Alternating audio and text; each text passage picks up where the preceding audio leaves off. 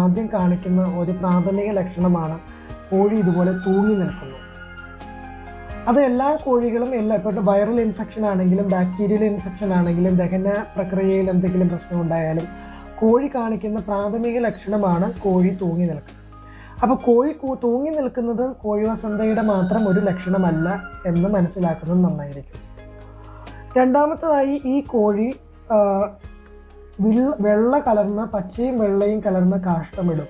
അത് കോഴി വസന്തയുടെ മാത്രം ലക്ഷണമാണ്.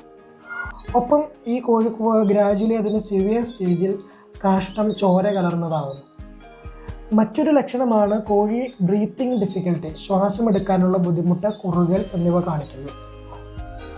ഈ 3 ലക്ഷണങ്ങളാണ് കോഴി വസന്തയെ ഐഡൻറ്റിഫൈ ചെയ്യാനുള്ള ഏറ്റവും പ്രധാനപ്പെട്ട ലക്ഷണങ്ങൾ എന്ന് പറയുന്നത്.